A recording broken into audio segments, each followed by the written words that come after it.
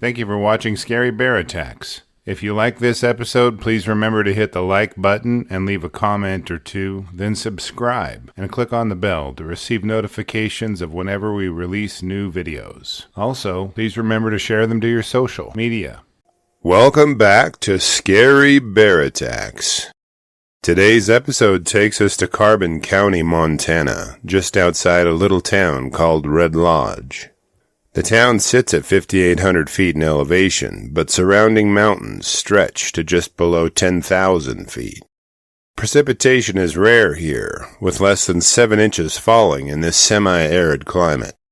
The county is arguably the driest part of Montana, and is covered in sagebrush and grass, and is 62% agricultural ground, not exactly what you'd think of when thinking of a bear attack.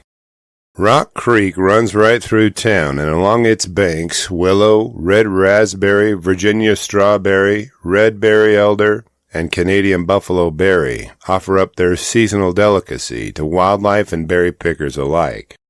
The forests of quaking aspen, lodgepole pine, common juniper, common Doug fir, ponderosa pine, and whitebark pine tower along the ridges. Mule and white-tailed deer, moose, pronghorn antelope, elk, and bison wander the meadows, with bighorn sheep and mountain goats dancing their careful ballet on the peaks. The predators here are a murderer's row of North America's most dangerous animals. Black bears, bobcats, Canada lynx, cougars, coyotes, gray wolves, and grizzly bears hunt and make their survival through killing. The area around Red Lodge has had an uptick in bear activity in recent months, even more than usual. It is often ground zero for bear run-ins, but as fall approaches, hungry bears are getting desperate. Driven by hyperphagia, they'll follow their noses into territory they wouldn't normally be. A brief history of bear problems here is a great way to review just how big the problem has grown to be. In August of 2023, a man shot a bear in his living room. In 2021, a yearling bear entered a man's backyard. Worried about the bear becoming habituated, he shot and killed it. He was cited for hunting bears when the season was closed.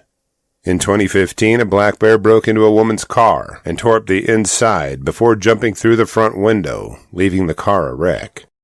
A short while ago, a grizzly that had been breaking into businesses and homes was put down by wildlife officers after it broke into a home while the owner watched television. The man shot at the bear but missed. On the evening of August 11, 2024, 3-year-old Madison Findley-Dickson was playing and eating with her cousins at a family campout. They were staying in an RV park called Perry's RV Park and Campground just outside of Red Lodge. They'd traveled here from Spokane, Washington, and were camping at a site less than 200 yards from Highway 212. After a day of playing along the creek and running around, little Madison and her 3 cousins settled into the tent they would share for the night. Being so close to town and at a crowded campsite gave her parents a little too much confidence as they decided to store the cooler and food items in the tent with the kids. If you've ever been camping with young children, you can bet they likely left half-empty containers of juice boxes, candy wrappers, and various snack foods lying around.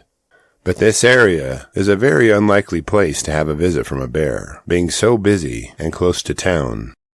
Around 10 p.m., a black bear had picked up the sweet scent of the kids' treats in the air as it searched for food along the creek. Following its nose, it wound up just outside the kids' tent and went completely unnoticed by the adults. As Madison slept, the bear investigated the tent. Upon finding the girl, it either clawed or bit her head, injuring her scalp and inflicting several other wounds. Because she's a minor, I will not show any of her pictures, but after discovering the attacking black bear, the adults ran the bear off. Gathering up Madison, she was rushed to a hospital in Billings, and her condition has yet to be released to the public. She was allowed to heal at home and released on Tuesday, August 13th. As soon as word of Madison's attack made the rounds, wildlife officers and Carbon County Sheriff's Office cooperated in a closure of the campground and a closure of the surrounding areas. They set up culvert traps and snares in an attempt to catch any bears in the area. By Monday at 8:25 p.m., a subadult female black bear was caught and was immediately killed. From her carcass, wildlife officers pulled DNA samples for comparison and left the traps and snares out to catch any other bears in the area. The bear that was shot was identified as the bear that attacked Madison based on its physical characteristics and its tracks matching those at the scene. They were certain they killed the bear that attacked her, and there would be no other bears found in the area. The young black bear had no previous incidents with people, but had become food conditioned and habituated to humans. The investigators also found the cooler and food wrappers around the campsite. They attributed the attack to the attractants. They stated they have to kill 10 to 12 bears each year who respond to the scent of food and trash remnants of residents and visitors. Last year, there were 80 black bear and grizzly bear incidents reported in Carbon County, but an additional 120 reports of bears invading trash bins pushes that total to over 200 incidents. They conclude by stating that bears that become dependent on people for food are beyond rehabilitation and must be killed. The young bear was not protecting or providing for cubs, so it was responding to the attractants in the tent. Speaking of cubs, our Cub Tier membership on Patreon, linked below, will give you ad-free early access to our episodes, and the $3 per month goes a long way in helping me continue to produce educational and entertaining content like this. Montana has between 13,000 and 17,000 black bears. The state has the highest bear attack frequency of all states in the lower 48. Fatal bear attacks in Montana rival numbers from Alaska. Alaska has many more bears, so the likelihood of a person being attacked by a bear in Montana is much higher statistically. Also, if you're interested in donating to Madison's GoFundMe account to help her parents offset medical expenses, I've posted a link in the video article below. After reviewing the facts surrounding this episode, I'm left with a few questions for you. Are you surprised that such an arid and busy place would be the location of a bear attack? Would you expect a bear to visit your RV campground? Do you think the bear attacked Madison out of surprise at suddenly finding a human near its food, or was it a predatory attack? Do you plan to go camping in a tent this summer? If you do, make sure you don't put your food inside with you. I will gladly read and reply to your thoughts, so please post them in the comment section below, and let's talk about it.